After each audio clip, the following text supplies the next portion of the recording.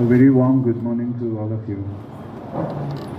Most respected Professor FYUGP Principal, K. College Mannanam, Father Dr. Xavier, Vice Principal, other distinguished persons on the dais, colleagues, dear students. I've been a very reluctant person to walk on stage and be here. And I think I should thank Kaizen, because I have known him for a long period of time. And his consistent pressure on me and my reluctance had to be taken off. That's the only reason why I'm here today. Thank you, sir.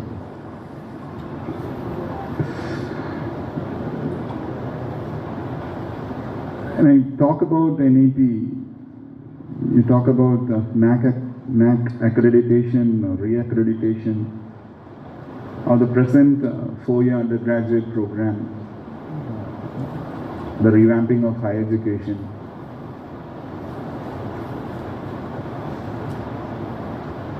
Now let's all understand that all these things have been designed based on a huge shift in the policies that are there in education sector across the country. And these shift in education policies have a base on what was put forward by the United Nations way back, which probably if any one of you have gone through, called the Sustainable Development Goals. If you have gone through this Sustainable Development Goal document put forward by United Nations, you'll find that there are almost 17 or so Sustainable Development Goals. And along in the document, it is clearly mentioned that higher education system plays an important role in creating awareness for this SDGs as well as the implementation of this Societal Development Goals, Sustainable Development Goals. Now basically, if you look at these SDGs, they ultimately aim at the upliftment of the society in which you are closely related with.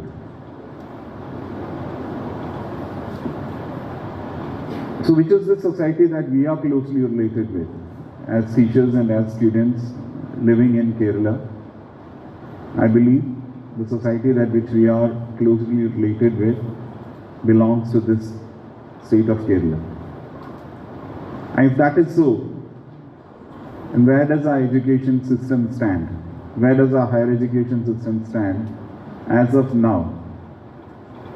Is there any issue that is there within this higher education system which is preventing or which is not giving something back to the society? Often during various program inaugurations, we hear everybody speaking out in terms of saying our research outcomes should ultimately be of benefit to the society. And unfortunately, if you look out at the last 20-30 years about all the theses that have been put forward by many of our research scholars, who has benefited out of it? Let's be very critical on that matter. Because I speak out openly, I am reluctant to speak. And because I speak out openly, probably there would be a reluctance to hear also. But let's be true to ourselves when we ask that question. Who has benefited? With a PhD, I benefit. As a research student, I benefit because I get a doctoral degree. As a guide, I benefit because I get to have n number of students who have got their PhD thesis under me. What does the society benefit? The question is, do we need to give it back to the society? I'll give you one small example. In a university campus, we have a program which is being run in School of Gandhian Thought and Development Studies. That MA program for which a student is admitted, the student has to pay a nominal fee of somewhere around 2,500, 2,600 or less than 3,000 per semester.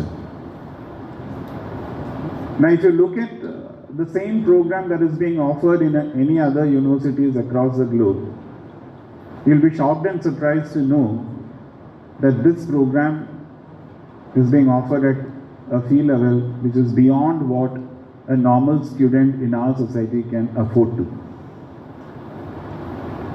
Now, how is this made possible? This is made possible because of the subsidized manner in which higher education system functions within our country.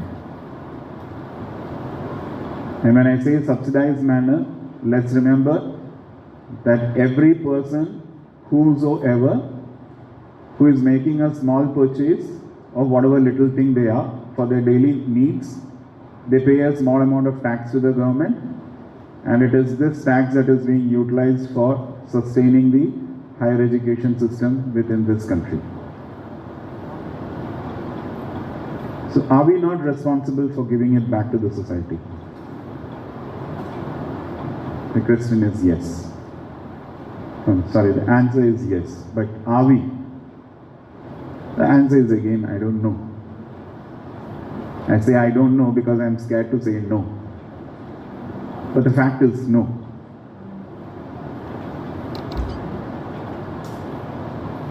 If you look at the whole document about the industrial scenario in the state of Kerala, the backbone of the economy of the state of Kerala is dependent upon small scale industries, micro scale industries, mini scale industries, and of course agriculture. Now you will disagree with me and for mocking at ourselves probably say it's dependent on lottery, it's dependent on beverages. True, because that brings in revenue. But then what has happened to all the other industries that are there? Are we aware about this? As people working in higher education system, are we aware about this? I don't know. Why are we not? Is this not our concern? If that's not our concern, then how are we going to contribute to the Sustainable Development Goals for which India is a signatory, based on which the National Education Policy was put forward, based again on which the reforms that have been planned, probably with little bit deviations, which is a new 4-year undergraduate program that is being brought out with from the next year. So how do we contribute? Where do we contribute?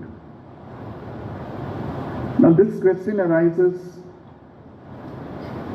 we need to find answers, and one of the things that which has been told, which Eisen sir was saying, was regarding the flexibilities. Now what sort of flexibilities? We all speak about a shift from teacher-centric to student-centric.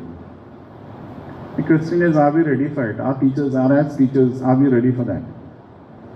Have we become ready for that? I don't know, we need to find answers for that again. Now why I'm putting this up is, for the last 3 years sitting as registrar, I've had the opportunity to have at least 4 or 5 interactions with principals of all the colleges. And in at least a couple of the meetings of the principals, I had requested that regular meetings be held in the colleges where all the faculties get together, suggestions be made for revamping the curriculum, and these suggestions be communicated to the university so that when such reforms are being put into place, we could place this before those bodies which take up those decisions. But unfortunately, I have never got any communication.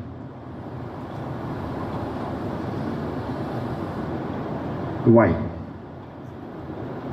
So this is one big question that needs to be answered. We always have a tendency to put it on somebody else.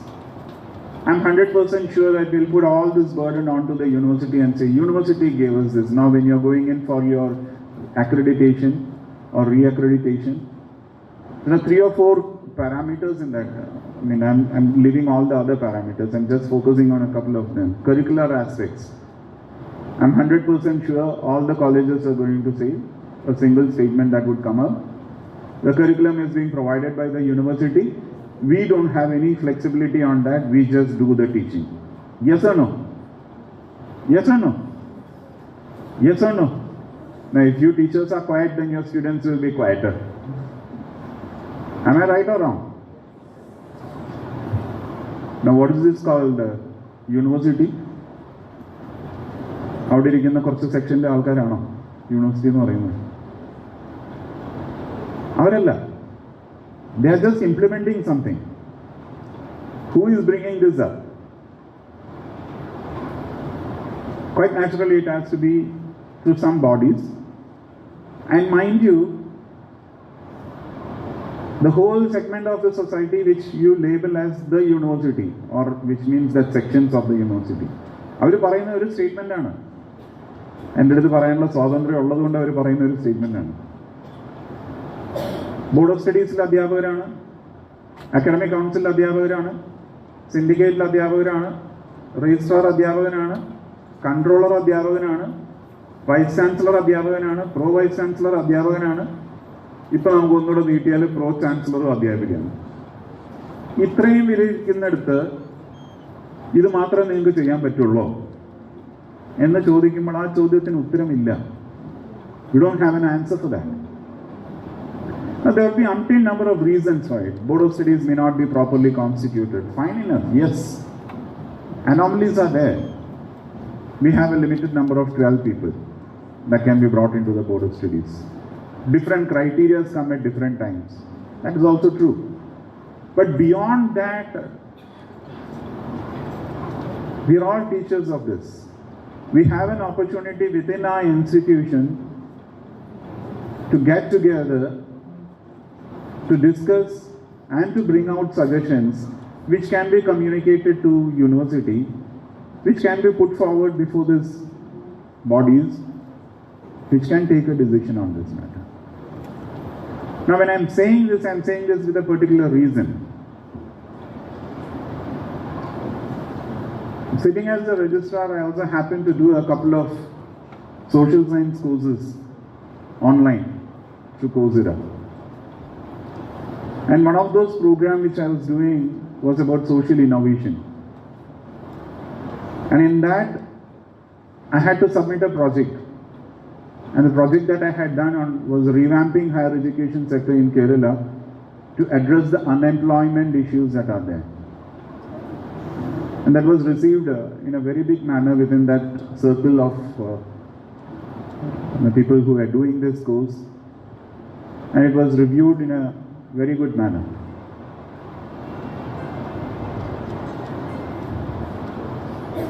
If you have heard the concept of design thinking, I could probably put it in a different manner. Now we talk about revamping curriculum. And who does it? Who does this revamping of curriculum? Who does it? Don't say the university does it.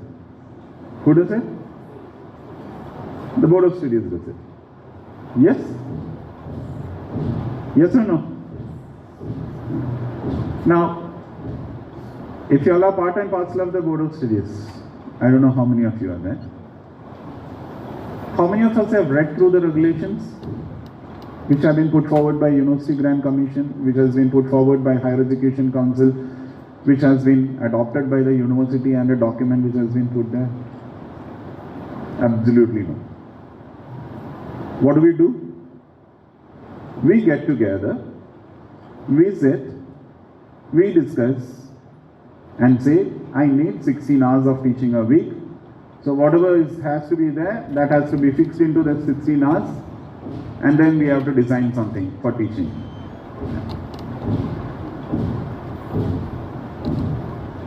വന്ന് അതിപ്പോൾ എന്ത് സംഭവിച്ചു എന്ന് പറഞ്ഞു കഴിഞ്ഞാൽ വിചിത്രമായിട്ട് തോന്നുന്നു നിങ്ങൾക്ക്. പണ്ട് കാലങ്ങളിൽ ഇത്രയും കാര്യമെങ്കിലും ഒരൊറ്റ പീസായിട്ട് യൂണിവേഴ്സിറ്റിയിൽ കിട്ടുമായിരുന്നു, a syllabus in its totality. And then came the credit and semester system, and then we also innovated to the extent that we designed syllabus for one semester, give it to the university, and then we'll design the syllabus for the next semester and give it to the university. But unfortunately we come to know that 120 credits is achieved only in the end of 4th year. അവിടെ എത്തുമ്പോഴത്തേക്ക് 120 ചിലപ്പോൾ എത്തില്ല, ചിലപ്പോൾ അത് 124 പോകും. അപ്പോൾ എന്താ ചെയ്തേ, first സെമസ്റ്ററിൽ പഠിപ്പിച്ച കുറേ ക്രെഡിറ്റ് അവിടെ നിന്ന് എടുത്ത് ഇങ്ങോട്ട് മാറ്റി, ഇവിടെ നിന്ന് എടുത്ത് അങ്ങോട്ട് മാറ്റി. നമ്മൾ വിദ്യാർത്ഥികളെ പഠിപ്പിക്കുന്നത്, എന്നിട്ട് അവരോട് ചെയ്യുന്ന ദോഷമാണ്. റിസൾട്ടൊക്കെ ഡിക്ലെയർ ചെയ്ത് പോയി, മാർക്ക് ഷീറ്റ് കൊടുത്തു, സോഫ്റ്റ്വെയറിൽ എന്നാൽ പിന്നെ നമുക്ക് എന്താ ചെയ്യേണ്ട, സോഫ്റ്റ്വെയർ അഴിച്ചു പൊളിക്കുക, തീർന്നു. അതോടുകൂടി പരീക്ഷ സമയത്ത് നടക്കും, റിസൾട്ട് വരില്ല, പരാതി എല്ലാം യൂണിവേഴ്സിറ്റിയുടെ തലയിൽ. ഇത് എവിടെ നിന്ന് തുടങ്ങുന്നു? This is why I told you I am the wrong person to stand and speak. We need to do an introspection within ourselves. ഒരു സിലബസ് എങ്കിലും ഡിഫൈൻ ചെയ്യുന്ന സമയത്ത് അത് പൂർണ്ണമായി ചെയ്യാൻ പറ്റാത്ത രീതിയിലേക്ക് പോകുമ്പോൾ, I believe we have an integrated program happening here. Then you're lucky. We started an integrated program. The best thing to happen where you are integrating programs and it's beneficial for the students. 10th സെമസ്റ്ററിൽ എത്തിയാൽ പോലും ബാക്കി സെമസ്റ്ററുകളിലെ syllabus കിട്ടാൻ വേണ്ടി എന്ന് registrar വിളിക്കുകയാണ് board of സ്റ്റഡീസിലെ ചെയർമാൻമാരെ. അപ്പൊ ഇത് ആരെ കൊണ്ടാണ് നമ്മളിത് ചെയ്യിപ്പിക്കുക? This is one major problem that we need to look into. So when you talk of design thinking, if you are interested in building up a curriculum, it is not enough to have like-minded people. When I say like-minded people, all teachers, because we have only one policy in front of us. And what is that policy? 16 hours of teaching load. Our workload has to be protected. എന്നുള്ളൊരു കൺസെപ്റ്റിൽ മാത്രം നിന്ന് ചിന്തിക്കുന്ന കുറച്ച്, ഞാൻ ഉൾപ്പെടെയുള്ള ആളെ പറയുന്നത് കേട്ടോ, ഞാൻ എന്നെ മാറ്റി നിർത്തിയൊന്നും പറയുന്നില്ല. We get together and then we talk about designing the syllabus. ഇത് ആർക്കാണ് ബെനിഫിറ്റ് ഉണ്ടാകുന്നത്? വിദ്യാർത്ഥിക്ക്. ആർക്ക് വേണ്ടിയിട്ടാണ്? സമൂഹത്തിന് വേണ്ടിയിട്ട്. എന്നാൽ ഇതിൽ പങ്കെടുക്കുന്ന ആരെങ്കിലും ഇതിനകത്തുണ്ടോ? ഇല്ല. ഇത് സപ്പോർട്ട് ചെയ്യേണ്ടത്, ഫിനാൻഷ്യലി തരേണ്ടത് ആരാണ്? ഗവൺമെന്റ്. അവരാരെങ്കിലും ഇതിനകത്തുണ്ടോ? ഇല്ല. So single-handedly as teachers we do something and we put it across to the student, ask them to do what they want to do. ഇത് പറയുമ്പോൾ ഒരു എക്സാമ്പിളും കൂടെ ഞാൻ പറയാം. We conducted a global carnival here in Kottayam, and അതിൻ്റെ ഇനോഗ്രേഷന് one of the famous film director had come, and he told he wanted to learn BA history, but unfortunately along with BA history is offered German, English, Tamil, everything, and another subject which he didn't want to study. So he told, I don't want to study and do. എന്ന് പറഞ്ഞാൽ എന്താ, ഒരു വിദ്യാർത്ഥിക്ക് എന്ത് പഠിക്കണം എന്ന് ആഗ്രഹിച്ച ആ വിദ്യാർത്ഥി വന്നാൽ അയാളെ കൊണ്ട് അതൊന്നുമല്ല പഠിപ്പിക്കുന്നത്. അയാൾക്ക് ഇതൊക്കെ പഠിക്കണോ? പഠിച്ചോളൂ, പക്ഷെ ഇത്രയും കൂടെയൊക്കെ പഠിച്ചാൽ മാത്രമേ നിങ്ങൾക്ക് ഡിഗ്രി തരുള്ളൂ. അങ്ങനെയാണെങ്കിൽ ഇങ്ങനെ തരുന്ന സ്ഥലങ്ങളുണ്ട്, ഞങ്ങൾ അവിടെ പോയി പഠിച്ചോളാം. And then we start moaning about students going abroad. Fine. We run a course on biosciences, 4 programs that are there. University department കഥ ഞാൻ പറയുന്നത്. അതിന്റെ ഒരു പ്രോഗ്രാം ഇവിടെ നടക്കുന്നുണ്ട്, ബയോടെക്നോളജി. നിർത്തി ബോട്ടണി ആക്കി. ആ കുട്ടികൾ രക്ഷപ്പെട്ടു. അതെ. അപ്പൊ ഇത് സെൽഫ് ഫിനാൻസിങ് മോഡിൽ കോളേജിൽ തുടങ്ങിയപ്പോൾ ഇതിന്റെ ഫീസ് 32,500 രൂപ ഒരു സെമസ്റ്റർ. പിന്നെ ഹോസ്റ്റലിൽ താമസിക്കണമെങ്കിൽ വേറെ, ഇത്ര കാര്യങ്ങളൊക്കെ ആയിരുന്നു. അത് തുടങ്ങിയപ്പോൾ ഗാന്ധി യൂണിവേഴ്സിറ്റിയുടെ ഏകദേശം പറ്റുന്ന എല്ലാ കോളേജിലും ഇത് തുടങ്ങി. പിന്നെ പിന്നെ പിന്നെ കുറേ ഇത് നിർത്തിപ്പോയി. What I was seeing is, when I was doing my post-graduation in Kerala University, believe me or not, I was 1 year senior to Sandeep. So now I'll reveal my age and his. And there, Lada ma'am is also there. So when we were learning or we were being admitted, രാവിലെ general കോട്ടയുടെ interview നടന്നു, ഉച്ച കഴിഞ്ഞ് reservation കോട്ടയുടെ interview നടന്നു, next day class തുടങ്ങി. ഇതായിരുന്നു 90 നടന്ന സംഭവങ്ങൾ. ഇന്നിപ്പം നോട്ടിഫിക്കേഷൻ ഇട്ടു, അഡ്മിഷൻ നടത്തി, ലാസ്റ്റ് ഡേറ്റ് കഴിഞ്ഞു, ലാസ്റ്റ് ഡേറ്റ് നീട്ടി, സ്പോട്ട് അഡ്മിഷൻ നടത്തി, കുട്ടികളെ കിട്ടാനില്ല, ബസ് സ്റ്റോപ്പിൽ ചാക്ക കൊണ്ട് നിൽക്കുകയാണ്, കുട്ടികൾ വായോ. ഫീസ് എത്രയാണ്? 2500 രൂപ 3000 രൂപ. പറ്റില്ല. 25-30 ലക്ഷം രൂപ ഫീസ് ബാങ്കിൽ ലോൺ എടുത്ത് ഇതേ കോഴ്സ് പഠിക്കാനായിട്ട് വിദേശത്ത് പോകാൻ കുട്ടികൾ തയ്യാറാണ്. അവർക്ക് പറ്റാത്തത് ഫീസ് ഇവിടെ അടയ്ക്കാൻ പറ്റാത്തതൊന്നുമല്ല അവരുടെ പ്രശ്നം. ഇപ്പോൾ if that is so, then we need to look back, we need to start thinking where we have faulted, and if we understand that fault, it's high time we corrected it. So curriculum aspects എന്ന് പറയുന്നത് യൂണിവേഴ്സിറ്റിയുടെ തലയിൽ വെക്കാൻ വേണ്ടിയിട്ടുള്ള മാത്രം കാര്യമല്ല. There is a big contribution that every affiliating colleges can do. But have we done is another question. Teaching, learning.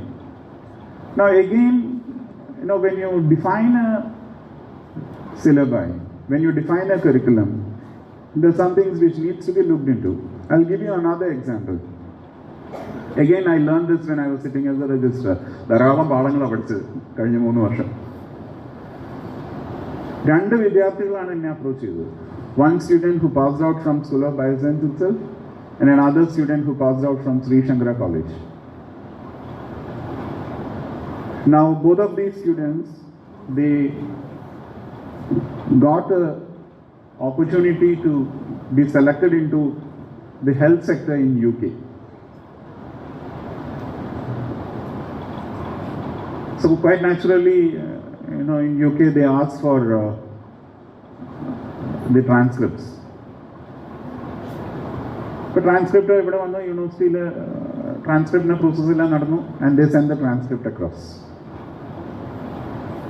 The people there got the transcript, and then they evaluated the transcript, and then they sent a letter back saying, see, on evaluation of the transcript that your university has submitted to us, we find that you have got competencies in these particular areas where you will be working on. However, it is not clear that these competencies which we are listing, whether you are capable in those areas or not. So kindly provide us with more certificates to prove your competencies in these levels. ഇതാണ് ആദ്യത്തെ ഒരു കുട്ടി എൻ്റെ അടുത്ത് കൊണ്ടുവന്ന് തന്നത്. എന്നിട്ട് പറഞ്ഞു, രജിസ്ട്രാർ ഒരു സർട്ടിഫിക്കറ്റ് തന്നാൽ മതി, എനിക്ക് ചെറിയ ഏരിയയിലൊക്കെ എനിക്ക് കോമ്പിറ്റൻ്റ് ആണ് എന്ന് പറയാൻ വേണ്ടിയിട്ട്. ഞാൻ പഠിപ്പിച്ച കുട്ടിയാണ്. ഞാൻ ബയോസയൻസിലുണ്ടായിരുന്ന സമയത്ത് അധ്യാപകനായി നിൽക്കുമ്പോൾ അവിടെ ഗവേഷണം, വേറൊരു അധ്യാപകൻ്റെ കീഴിൽ ഗവേഷണം ചെയ്ത് PhD എടുത്ത കുട്ടിയാണ്. So quite naturally when I'm sitting as a registrar, she would have thought, സാറിനോട് വന്ന് ചോദിച്ചാൽ സാർ ഇങ്ങനെ ഒരു സർട്ടിഫിക്കറ്റ് തന്നു കഴിഞ്ഞാൽ എൻ്റെ കാര്യം. ഞാൻ ചോദിച്ചു, എനിക്ക് ഇങ്ങനെ തരാൻ പറ്റില്ല. And then she started crying because she had already spent lakhs in processing the whole thing. So she asked, what can I do now? I told, see, you'll have to get genuine certificates from institutions where they offer these programs here, and then put it before that particular board or the institution which has sought this thing. And I suggested her to go and join for some training programs which offered such programs so that she could, get certificates from them. I believe she did, and then she submitted that. What happened later, I don't know, because students don't give a feedback after some stage of success. The second case was a student from Sri Shankara College who also wanted to apply for this similar thing. പക്ഷേ അവർ ചോദിച്ചത് നിങ്ങൾ പഠിച്ച കോഴ്സിൻ്റെ ഔട്ട്കംസും ആ ഔട്ട്കംസിൻ്റെ achievement എന്താണ് എന്നുള്ളത് പ്രോപ്പറായിട്ട് define ചെയ്ത് തരിക.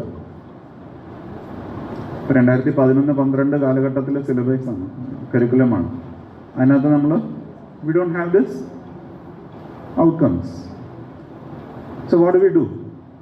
ക്വൈറ്റ് നാച്ചുറലി യൂണിവേഴ്സിറ്റിയുടെ സെക്ഷനിൽ കൊണ്ടുവന്നിട്ട് ഇത് ലെറ്റർ കൊടുക്കുന്നു. ലെറ്റർ കൊടുക്കുമ്പോൾ എന്താ എഴുതുക? അവിടെ ആ കാലഘട്ടത്തിലുണ്ടായിരുന്ന കരിക്കുലത്തിനകത്ത് ഇത്തരം രീതിയിലുള്ള ഔട്ട്കംസ് ഒന്നും ഇല്ല, അതുകൊണ്ട് ഈ ആപ്ലിക്കേഷൻ റിജക്റ്റ് ചെയ്യുക, ദയവായി രജിസ്ട്രാർ ഉത്തരവിന്. എൻ്റെ അടുത്ത് വന്നു ഉത്തരവിന്.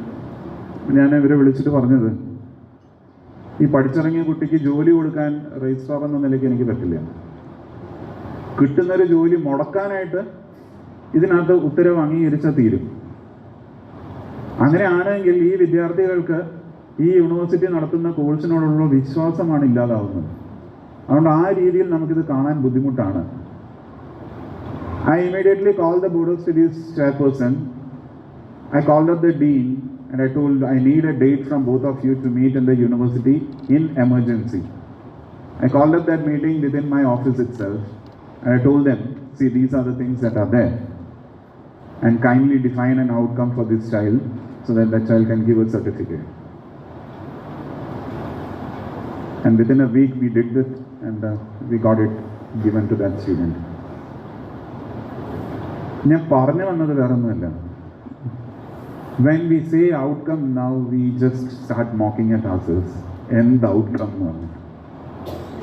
ഈ ഔട്ട്കം ഡിഫൈൻ ചെയ്യാൻ പറ്റണമെങ്കിൽ you should be in a position to know what a student should be having competent when that student passes out of the course and the program.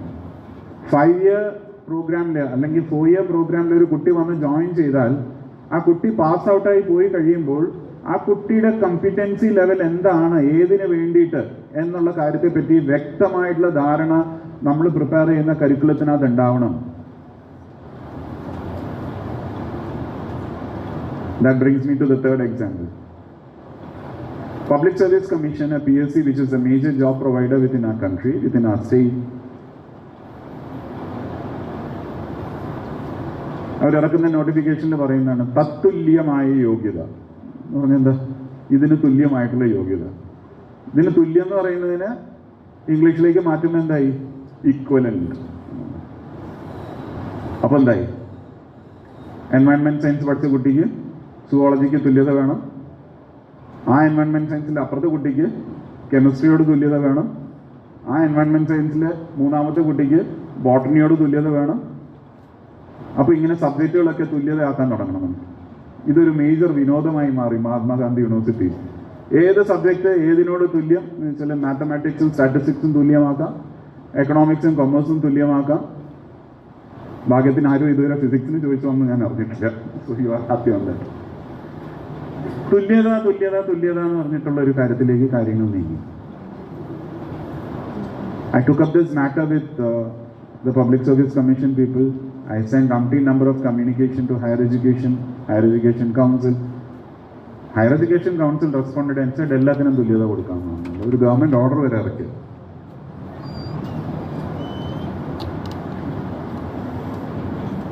ഇവിടെ തുല്യതയാണോ ആവശ്യം? അപ്പോൾ ബോർഡ് ഓഫ് സ്റ്റഡീസ് കൂടുമ്പോൾ ഒരു subject, ഒരു course പഠിച്ച്, ഒരു programme പഠിച്ചിറങ്ങുന്ന കുട്ടിക്ക് എന്തൊക്കെ ജോലി സാധ്യതകളുണ്ട് എന്ന് പറയേണ്ട ഒരു ഉത്തരവാദിത്വം ഞാൻ നിങ്ങളൊക്കെയുള്ള ബോർഡ് ഓഫ് സ്റ്റഡീസിനുണ്ടോ ഇല്ലയോ? A new area that perhaps we should be looking into. അങ്ങനെ പറയണമെങ്കിൽ ബയോകെമിസ്ട്രി പഠിച്ചിറങ്ങുന്ന ഒരു വിദ്യാർത്ഥിക്ക് ബയോകെമിസ്ട്രിയുടെ ഏതൊക്കെ മേഖലയിലാണ് ഉദ്യോഗത്തിനും ജോലിക്കും ഗവേഷണത്തിനും ഉള്ള സാധ്യത എന്നുള്ളതിനെ പറ്റിയിട്ട് ആരറിയണം? അധ്യാപകൻ എന്നുള്ള ഞാൻ അറിയണം. പക്ഷെ എൻ്റെ നോളജ് ചിലപ്പം പൂർണ്ണമായിരിക്കില്ല. അതുകൊണ്ട് അധ്യാപകരായിട്ടുള്ള ആൾക്കാരെല്ലാവരും അറിയണം. ഇവർ മാത്രം അറിഞ്ഞാൽ മതിയോ? And that is where design thinking comes in, where you bring in all the stakeholders that are there. And when I say this word stakeholders, suddenly the corporatization ആക്കി മാറ്റിയോ എന്നുള്ളൊക്കെ ചോദ്യങ്ങൾ വരും. അല്ല, ഇതിനകത്ത് ആരൊക്കെയാണ് ഉൾപ്പെട്ട് വരുന്നത്? വിദ്യാർത്ഥികൾ ഉണ്ടാകാം. ഇപ്പൊ ഈ പറഞ്ഞ ഇൻഡസ്ട്രി എന്ന് പറഞ്ഞിട്ട് we have now a big craze for bringing in industry here. Good enough. But does that solve our problem? You take out the history of any industry in India or abroad. Every industry grows, and the moment the growth comes to a peak, they diversify and go. This diversification വരുന്നതനുസരിച്ചിട്ട് നമ്മുടെ curriculum മാറ്റിക്കൊണ്ടിരിക്കാനായിട്ട് നമുക്ക് പറ്റുമോ? പറ്റുമെങ്കിൽ നല്ലത്. A classic example, we started Indian Institute of Space Science and Technology, IISC.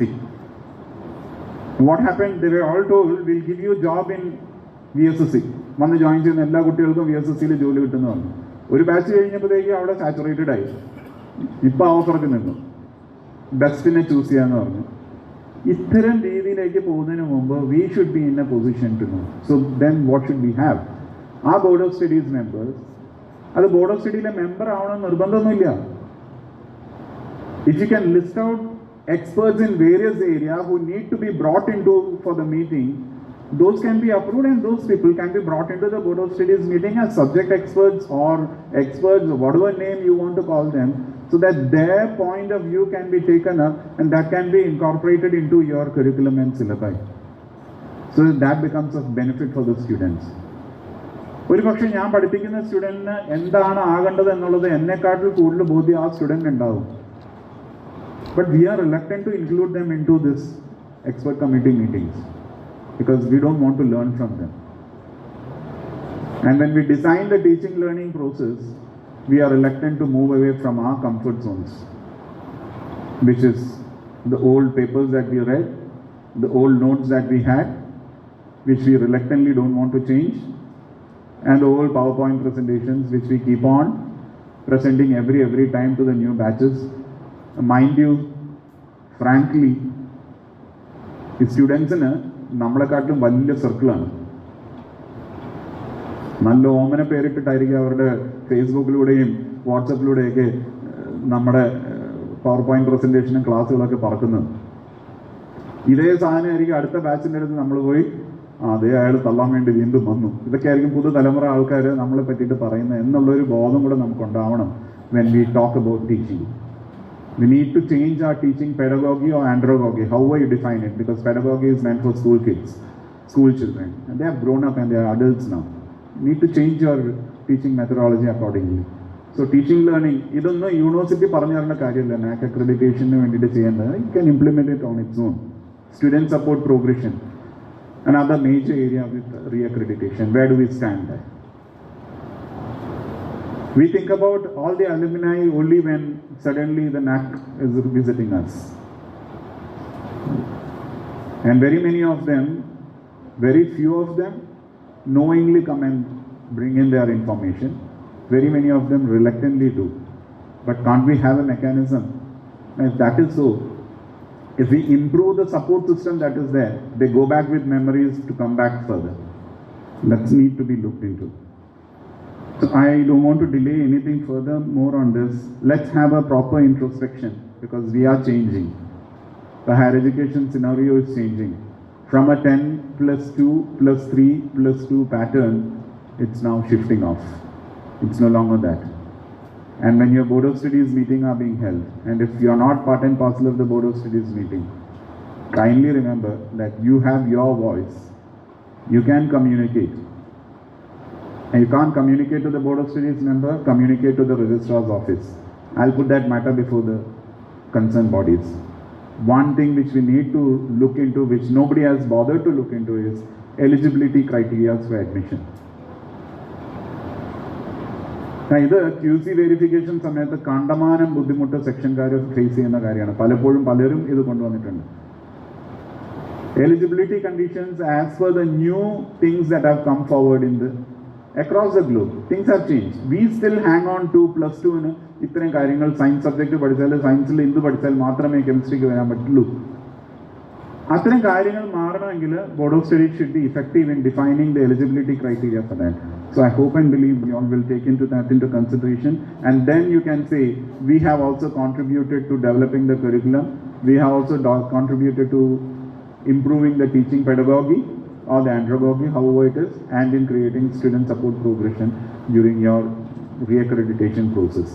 And NEP, as I told you, based on sustainable development goals, take care of the immediate society that is around you and see how you can revamp the whole thing, your teaching process, to benefit the students at the most. Thank you for giving me an opportunity here. And before I move off, last one word. There's a small book which I would recommend every one of you to read. Because we all know it's always easy for me to pass on the buck to somebody, blame somebody else for something that has happened, and just keep quiet. Who Moved My Cheese Away? Anybody who has read this? A small book? Who Moved My Cheese Away? Yes. 1, 2. Yes, good. And there's a sequel to that book. I Moved My Cheese Away. So you read these two books. This is very much an eye-opener. And whenever you feel like you're going to address your students, when you're going to welcome them, read it every year. Who Moved My Cheese Away? And the sequel to it, I Moved My Cheese Away. Thank you so much.